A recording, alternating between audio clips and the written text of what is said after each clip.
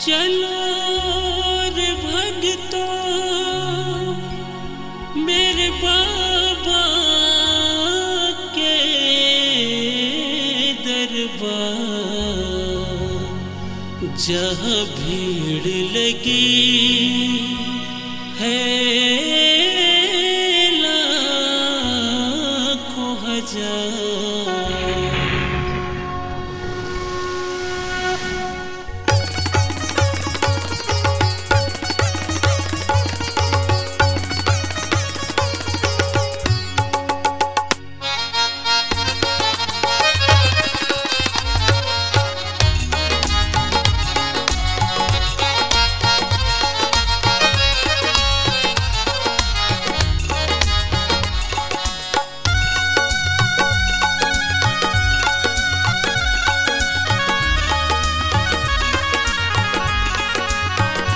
मेरे बाबा का, मेरे स्वामी का, भोले बाबा का दरबार कितना प्यारा है।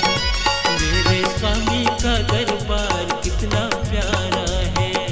बोल बम बोल बम, बोल बम बोल बम, बोल बम बोल बम, भोलेनाथ। बोल बम बोल बम, बोल बम बोल बम,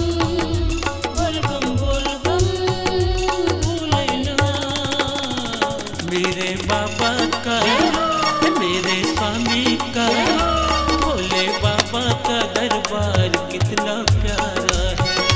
मेरे स्वामी का दरबार कितना प्यारा है।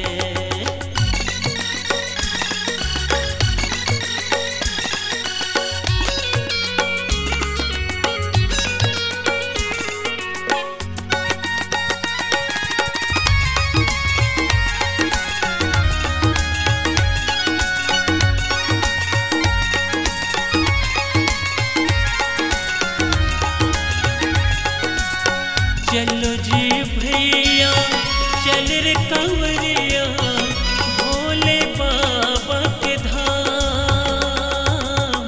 सावन का ये पावन महीना, रट लो बाबा का नाम।